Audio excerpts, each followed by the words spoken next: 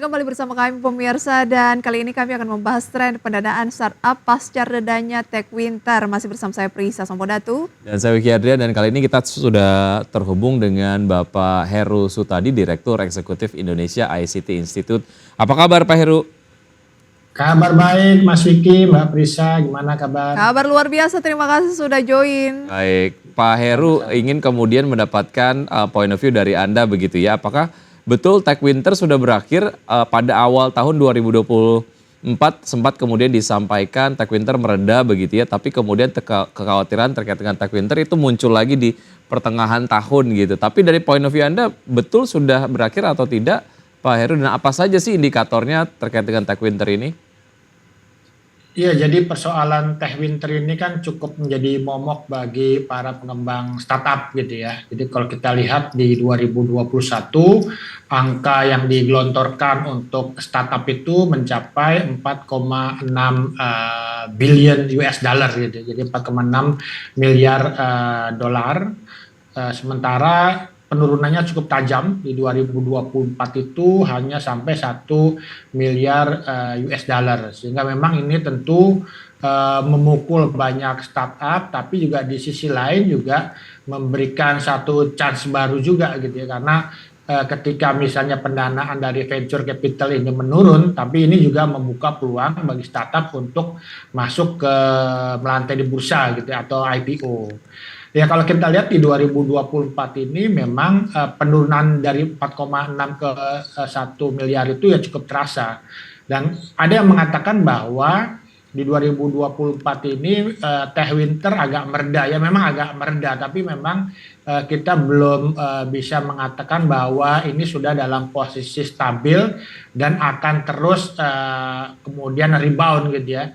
Karena memang masih banyak hal-hal yang tentu juga akan mempengaruhi bagaimana Tech Winter ini akan terjadi lagi atau tidak gitu. Karena kalau kita lihat misalnya waktu itu kan kita rame misalnya ada juga didorong oleh Rusia, Ukraina, kemudian juga di Timur Tengah segala macam. Sekarang ini kan mungkin ya sudah new normalnya sudah terbentuk gitu. Dan memang ada juga tren baru itu adalah ketika banyak startup ini turun gitu nilainya gitu, walaupun banyak juga yang kemudian gulung tikar atau bangkrut. Nah di sisi lain juga ini juga memberikan harapan baru juga bagi para investor ya di venture capital ini, karena lagi murah ya mereka juga beberapa juga membeli gitu ya. Jadi kalau dengan harga yang biasa kan begitu ya, ketika ada krisis juga ada yang memanfaatkan untuk membeli startup yang mungkin tetap memiliki potensi ke depan tapi dengan harga murah. Baik. Dan selain ya. Ya. Artinya ini kalau dikatakan Tech Winter ini mereda, iya, tapi kemudian venture capital lebih selektif untuk melakukan pendanaan begitu ya. Bahkan kemudian dampak dari Tech Winter sendiri banyak valuasi startup yang kemudian turun banyak, tapi kemudian dari venture capital melakukan untuk chip in lagi karena percaya terhadap growth dari si startup tersebut. Dan ini artinya dinilai sebagai satu kesempatan gitu ya sebetulnya untuk startup sendiri ya, untuk growing even bigger gitu Pak. Ya betul, jadi dengan harga yang murah banyak juga yang kemudian masuk. Selain itu memang juga startup kan kemarin itu banyak yang melakukan PHK segala macam gitu ya. Sehingga ya mungkin sekarang ini mereka sudah lebih efisien dan juga ya lebih bisa mendorong startupnya lebih bisa survive dan maju ke depan. Dan memang juga sekarang ini kan terjadi perkembangan baru di dunia teknologi. Jadi walaupun memang startup juga memilih-milih nih mana yang diinvestasikan yang memiliki masa depan cukup bagus, kemudian harganya murah. Selain itu juga yang mengadopsi teknologi baru. Kan sebagaimana kita ketahui kan sekarang kita mengadopsi apa yang kita sebut dengan teknologi atau revolusi 4.0 gitu ya. Internet of Things, data analytics, artificial intelligence, dan ternyata memang investasi banyak venture capital ini masuk ke perusahaan-perusahaan yang misalnya terkait dengan AI, ini juga lagi-lagi booming. Kemudian juga tetap sektor finansial, terutama finansial yang sifatnya itu tidak nasional gitu ya, tapi finansial yang sifatnya itu mungkin lokal atau regional, ini juga udah mulai banyak digelontorkan kembali gitu ya. Selain juga memang kalau kita lihat tadi masalah misalnya asuransi gitu. Nah ini juga lagi berkembang juga untuk bagaimana investor masuk ke startup seperti itu. Baik. Baik, mungkin bagi yang bertanya-tanya begitu ya, apa sih Tech Winter ini merupakan periode yang penuh tantangan ya bagi industri teknologi. Nah, nanti akan lebih jauh kita ulas Ya, lagi usai betul. jeda. Ya, dan pemirsa tetap bersama kami sejadah, kami akan segera kembali. Terima kasih pemirsa, Anda kembali bersama kami masih berbincang bersama dengan Direktur Eksekutif Indonesia ICT Institute, ada Mas Heru Sutadi. Mas Heru, kalau ngomongin soal kita berbicara tadi soal Tech Winter begitu ya, periode yang penuh tantangan bagi industri teknologi. Indikatornya apa sih kalau Anda katakan bahwa memang saat ini sudah mulai surut begitu? Contoh kasus mungkin, Pak Heru. Iya, kalau di Indonesia itu sebelumnya kan hampir tiap bulan ya, tiap bulan perusahaan-perusahaan startup baik skala kecil maupun skala besar ini kan PHK karyawan gitu. Jumlahnya cukup besar. Nah, sekarang ini di 2024 itu kan cukup terhitung gitu. Memang ada beberapa yang tetap melakukan PHK, tapi tidak cukup banyak dan tidak juga sering dilakukan gitu. Ini artinya bahwa ya perusahaan sudah survive dan siap juga untuk menyambut perkembangan bagaimana startup ke depan. Kemudian yang kedua itu kemarin kita juga diskusi dengan pengelola data center ya di Indonesia bahwa sekarang itu kapasitas yang digunakan atau permintaan untuk penyediaan kapasitas data center juga meningkat, terutama dengan kehadiran kecerdasan buatan. Ini kan artinya juga bahwa sekarang ini teknologi baru seperti AI juga memberikan peluang untuk munculnya startup-startup baru juga. Dan memang kehadiran perusahaan-perusahaan misalnya terkait dengan finansial teknologi gitu, ini kan juga kemarin itu kan katakanlah dari 300 perusahaan sekarang kan sudah sampai 100 perusahaan dan angkanya dalam beberapa bulan ini cukup stabil gitu, sehingga memang ini juga merupakan satu indikator awal bahwa ya mungkin ini arah dari Tech Winter-nya udah mulai rendah. Mungkin ada goncangan-goncangan dikit ke depan, tapi diperkirakan sampai akhir tahun ini juga cukup stabil sih memang. Sehingga di 2025 mendatang ya mungkin pertarungan startup akan dimulai lagi secara lebih ketat. Baik, teman-teman startup juga mungkin yang tadinya layoff sekarang sudah mulai rekrut lagi begitu ya, dan dari venture capital juga mulai melakukan pendanaan lagi.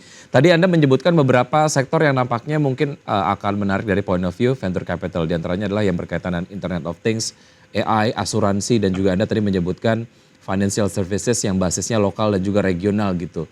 Nah, melihat tren pendanaan, apakah akan dilakukan jor-joran kepada sektor-sektor ini yang potensial ini, atau sebetulnya dari teman-teman venture capital akan tetap selektif, tentunya akan melakukan pendanaan secara bertahap, masuk pre-seed dulu, seri A dan lain sebagainya gitu, dengan menjadikan profitabilitas sebagai salah satu indikator utama lah, mau lanjut chip in atau enggak gitu. Menurut Anda seperti apa, Pak Heru? Ya memang pendanaan itu ya dimulai dari pre-seed, seed, kemudian nanti seri A, seri B segala macam gitu. Jadi ini proses yang normal. Tapi kalau kita lihat bahwa dengan kehadiran teknologi baru ini memberikan satu peluang juga bagi startup untuk kemudian mendapatkan pendanaan. Sebab ini kalau kita misalnya mengembangkan startup yang mungkin juga pasarnya juga sudah cukup kuat, misal katakanlah transportasi online gitu ya, kan 2-3 pemain ini sudah cukup kuat, bahkan 2 pemain cukup kuat gitu, sehingga kalau kita mungkin kemudian masuk ke bisnis yang sama, kita untuk mendapatkan investor juga tentu amat sangat sulit gitu ya, termasuk juga e-commerce gitu, apalagi e-commerce tentu juga modalnya juga amat sangat besar, sehingga kalau memang masih ada pendanaan untuk yang model-model startup lama, e-commerce, ride hailing gitu ya. Tapi kan ini sangat selektif dan mungkin hanya diberikan untuk perusahaan-perusahaan yang sudah sangat ajak dan memiliki potensi ke depan untuk lebih maju lagi gitu ya.